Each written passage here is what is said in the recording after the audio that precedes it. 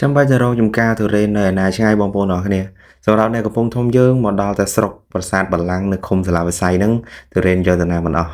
ហើយនេះគឺជាចំការទុរេនរបស់លោកពូធឿននៅក្នុងភូមិសាឡាវិស័យឃុំសាឡាវិស័យស្រុកប្រាសាទបល្ល័ង្កនៅខេត្តកំពង់ធំយើងដែលបងប្អូនអាចមករកទិញបានចាប់ពីថ្ងៃដែលខ្ញុំផ្សព្វផ្សាយនេះរហូតដល់ចុងខែកក្កដាហើយរដូវកាលនេះគាត់កំពុងតែប្រមូលផលនៅទុរេនពូជម៉ាន់ថងទៅដល់គោរបស់គាត់ហើយបងប្អូនចង់បានទុរេនដែលឆ្ងាញ់ហើយមានតម្លៃសមរម្យបងប្អូនអាចមករកបាននៅចំការរបស់គាត់ហើយវីដេអូនេះដែរខ្ញុំនឹងរៀបរាប់អំពីទីតាំងក៏ដូចជាទិដ្ឋភាពជារួមនៅក្នុងចំការដើម្បីឲ្យបងប្អូនដែលមានបំណងមកទស្សនានៅពេលក្រោយៗនឹងមានភាពងាយស្រួលជំរាបសួរនិងសួស្តីទៅកាន់បងប្អូនអ្នកទស្សនាទាំងអស់គ្នាបងប្អូនធ្វើដំណើរចេញពីទីរួមខេត្តកំពង់ធំឆ្ពោះមកកាន់ខេត្តព្រះវិហារដល់ចំណុចសាលាស្រុកប្រាសាទបល្ល័ង្កសូមបងប្អូនធ្វើការបត់ឆ្វេងចម្ងាយប្រហែលជា100ម៉ែត្របងប្អូននឹងមកដល់ផ្ទះរបស់គាត់បងប្អូនអាចសុំឲ្យគាត់ជូនទៅលេងទៅដល់ចំការតែម្ដងក៏បានដែលចម្ងាយពីផ្ទះរបស់គាត់ទៅចំការហ្នឹងចម្ងាយប្រហែលជា1គីឡូម៉ែត្រតែប៉ុណ្ណោះទិដ្ឋភាពនៅក្នុងចំការទុរេនដែលបងប្អូនបានឃើញនេះគឺខ្ញុំទៅថតនៅថ្ងៃទី7ខែមិថុនានៅក្នុងឆ្នាំ2025នេះក៏ប៉ុន្តែកាលនោះពេលដែលខ្ញុំមកគឺគាត់ប្រមូលផលចិត្តអស់បាត់ទៅហើយប៉ុន្តែនៅក្នុងឆ្នាំ2025នេះពេលដែលខ្ញុំមកថតផ្សព្វផ្សាយនេះចំការរបស់គាត់គឺនៅសល់ផ្លែច្រើនប្រហែលជា60%ឯណោះដែលបងប្អូនអាចទស្សនាបានជាក់ស្ដែងឃើញថាចំការរបស់គាត់នេះផ្លែទុរេនគឺផ្លែច្រើនខ្លាំងមែនទែនហើយសិតតែជាពូជម៉ាន់ថងដែលម៉ាន់ថងនេះសិតសឹងតែជាពូជម៉ាន់ថងទៅដល់គោដែលបងប្អូនពេញនិយមនៅក្នុងការវិសាលនោះឯងការមកទិញទុរេននៅដល់ចំការបែបនេះបងប្អូនមិនបាច់ព្រួយបារម្ភខ្លាចថាអូទុរេនជាលក់ថ្នាំឬក៏ទុរេននាំចូលពីខាងណាទេបងប្អូនមកទស្សនាផ្ទាល់មកភ្លក់រសជាតិមកដល់ចំការក៏បានបន្ថែមលើនេះទៅទៀតខ្ញុំចង់ប្រាប់បងប្អូនថាបើសិនជាបងប្អូនចង់មកទស្សនាដល់ចំការក៏សូមបងប្អូនតាក់ទងទៅគាត់មុនរយៈពេល1អាទិត្យអីមុនទៅដើម្បីឲ្យគាត់រៀបចំទុរេនទុកឲ្យព្រោះបើសិនជាបងប្អូនមិនប្រាប់មុនទេគឺមិនបានទុរេនទុំហូបទេដោយសារតែចំការរបស់គាត់នេះគឺលក់ដាច់ខ្លាំងមែនទែនបីតែពេលខ្ញុំចុះទៅថតហ្នឹងក៏ខ្ញុំក៏មងគាត់មុនមួយសប្តាហ៍ដែរទើបបានទុរេនទុំសម្រាប់ហូបនៅក្នុងចំការសម្រាប់បងប្អូននៅក្នុងខេត្តកំពង់ធំយើងគួរតែមកសាកឲ្យបានម្ដងទៅមកស្រូបនៅខ្យល់អាកាសដ៏ស្រស់ត្រកាលនៅក្នុងចំការទុរេនផងមកភ្លក់រសជាតិដ៏ផ្អែមឆ្ងាញ់នៃផ្លែទុរេនរបស់គាត់ផងព្រោះថាចម្ងាយពីទីរួមខេត្តមកដល់ភូមិសាឡាវិស័យនេះដល់ចំការរបស់គាត់ផ្ទាល់នេះមិនឆ្ងាយទេបងប្អូនត្រឹមតែ30គីឡូម៉ែត្រតែប៉ុណ្ណោះហើយសម្រាប់ទុរេនដែលគាត់កំពុងតែកាត់នេះបងប្អូននឹងគេហៅពូជក្រាក់ដុំដែលខ្ញុំសួរគាត់ណាហើយរសជាតិវាឆ្ងាញ់មួយយ៉ាងដែរបងប្អូនរសជាតិវាបែបម្សៅទៅដោះគោក៏ប៉ុន្តែយើងត្រូវទុកវាឲ្យរាងជ្រាបបន្តិចបងប្អូនបានហូបទៅឆ្ងាញ់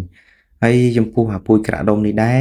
ដោយសារតែសម្បកវារាងក្រាស់បន្តិចបងប្អូនពូជនេះគាត់លក់ចេញ1គីឡូតែ15000រៀលទេហើយក៏អត់មានច្រើនទេបងប្អូនដូចជាមានត្រឹម50-60ផ្លែទេបងប្អូនចង់សាករសជាតិថ្មីខ្ញុំរីកមិនពូជក្រាក់ដុំនេះបងប្អូនសាកឲ្យបានម្ដងទៅថារសជាតិវាបែបណាតែសម្រាប់ខ្ញុំឆ្ងាញ់អាចទទួលយកបានទុរេនម៉ាន់ថង130ដើមហើយមូសាំងឃីង20ដើមមិនមូសាំងឃីងមិនទាន់ផ្លែអាចឆ្នាំក្រោយបានផ្លែបាទនេះវាផ្លែបាន30-40ដើមបាទហើយដើមនេះ4ឆ្នាំ4ឆ្នាំបានផ្លែបានជា10ផ្លែបាទពេលនេះក៏4ឆ្នាំដែរបាទ24ឆ្នាំទៅបានផ្លែច្រើនហើយអស់ផ្លែបាទសោះបានផ្លែហើយពូជការហ្នឹងយើងនៅកំពង់ធំយើង100%ពូណាមានកំពង់ធំយើងស្រុកប្រាសាទបល្ល័ង្កហ្នឹងបាទនៅចិត្តហ្នឹងដែរបាទយើងប្រើជី EHM របស់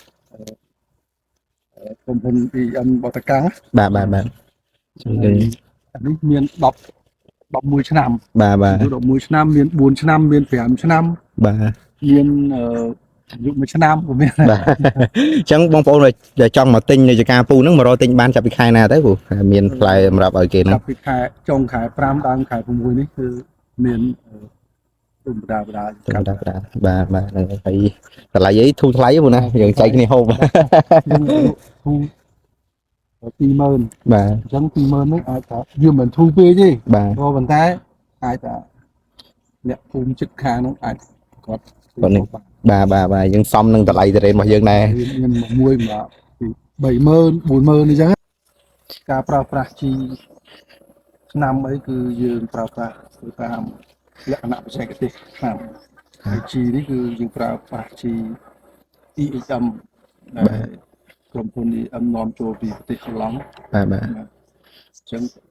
អอร์แกนิก 100% អញ្ចឹងអត់ប៉ះពាល់ដល់សុខភាពទេណាពូអត់ប៉ះពាល់ដល់សុខភាពទេសូម្បីតែថ្នាំស្មៅនៅលើស្មៅនេះក៏យើងអត់យកមកបាញ់ដែរពេលយើងកាត់បាទពូឃើញជាក់ស្ដែងបាទប្រើកម្លាំងកាត់យកបណ្ដោយអញ្ចឹងហើយអត់ប៉ះពាល់ទេហើយទុរេនហ្នឹងហេតុតែថ្លៃហ្នឹងដោយសារតែការថែទាំវាពិបាកទេលោកពូវាការថែទាំវាអស់តម្លៃពោះជាង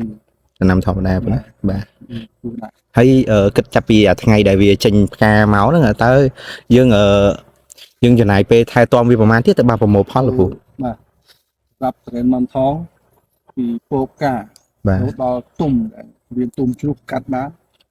រយៈពេល180ថ្ងៃ បាទបាទ 180ថ្ងៃស្មើនឹងកន្លះឆ្នាំណា បាទ បាទហើយពីខ្លះក៏អាចលើសដល់190ថ្ងៃមាននៅដើមខ្លះ បាទ ហើយសម្រាប់ពីបែកផ្កាមកគឺ120ទៅ125ថ្ងៃយើងអាចកាត់បាន បាទអញ្ចឹងយើងចំណាយពេលច្រើនដែរណា អញ្ចឹង20000ហ្នឹងវាសមវាមិនថ្លៃទេបាទហើយ ហើយថាវាល្មម បាទល្មមអញ្ចឹងហូបបាទ ខ្ញុំឃើញដែរអាការខ្លះគេថាលក់តម្លៃប៉ុណ្ណេះខ្ញុំគិតថាលក់តម្លៃប៉ុណ្ណេះនៅអាការគឺខ្លះគេប្រម៉ូទ បាទប្រម៉ូទ 15000អី បាទបាទបើថាខាងយើងនេះ20000ធានាមកឆ្ងាញ់ឲ្យមកមួយណាបាទ បើមិនជាយកទៅហើយវាមានបញ្ហាមិនដូរ គឺដូចគាត់បាននិយាយខាងលើអញ្ចឹងទុរេនរបស់គាត់បើសិនជាមានបញ្ហាបងប្អូនអាចដូរវិញបានគាត់នឹងបដូរជូនវិញ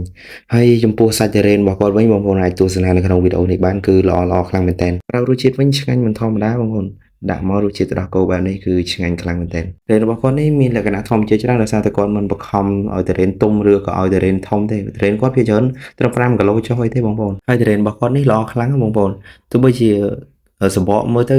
វាប៉ោងតិចប៉ុណ្ណាក៏យើងពុះទៅយើងអាចឃើញមានសាច់នៅក្នុងនឹងដែរនិយាយទៅវាអត់មានកន្លែងថាសម្បកចោលណាបងប្អូនមើលក្នុងវីដេអូនេះវាមើលទៅទូចប៉ុណ្ណឹងឯងតែពុះមកសិតតែសាច់និយាយទៅសាច់ចង់គ្រប់កន្លែងហ្មងអត់មានបន្លាស់ចោលទេ នេះនៅសការនៅឃុំសាឡាវស័យឃុំសាឡាវស័យស្រុកសាមឡងខេត្តរួមធំ បាទ ហើយត្រេននេះគឺពូមិនថងទៅដោះគោស្ងួត បាទ តែគេតែនិយមថាដោះគោស្ងួតហ្នឹងហើយនៅនេះ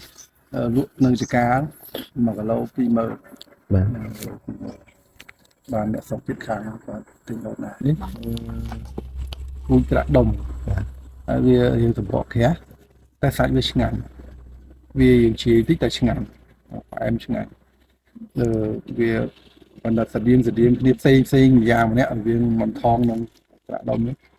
ផ្សេងគ្នាតែគាត់សម្បកវាក្រាស់ ហើយ1គីឡូមែនដែរ 1គី ព្រោះ ឡូតែ1,500ទេ បាន5បងបាទ ប៉ុន្តែគាត់អត់មានច្រើនដែរ បាទបាទ មានតែជា50-60ផ្លែទេ បាទមុននឹងជម្រាបលាបងប្អូនអរគ្នាខ្ញុំចង់សនំពរបងប្អូនអរគ្នាជួយចុច follow page ម្នាក់មួយទៅចុចកន្លែងដែលខ្ញុំគូសញ្ញាព្រួយនេះដើម្បីជាការលើកទឹកចិត្តខ្ញុំក្នុងការធ្វើវីដេអូបន្តទៀតហើយជាចុងក្រោយក៏សូមអរគុណសម្រាប់ការទស្សនារបស់បងប្អូនអរគ្នានិងកុំភ្លេចចូលរួមគាំទ្រនៅផលិតផលដែលយើងផលិតបាននៅក្នុងស្រុកយើងទាំងអស់គ្នា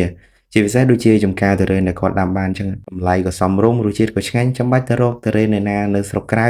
នៅតែកំពង់ធំយើងនឹងជួយគាំទ្រគ្នាយើងទៅដើម្បីឲ្យសេដ្ឋកិច្ចនៅក្នុងខេត្តយើងនឹងរីកចម្រើនទៅមុខទៀតបើសិនបើបងប្អូនគាត់ថាវីដេអូនេះមានប្រយោជន៍ក៏សូមជួយចុច like និងចែករំលែកក៏ដូចជា comment នៅចំណុចខ្វះខាតដែលខ្ញុំបានដឹងផងជាចុងក្រោយខ្ញុំបាទរិទ្ធសូមអរគុណនិងសូមគោរពលាជួបគ្នានៅវីដេអូក្រោយ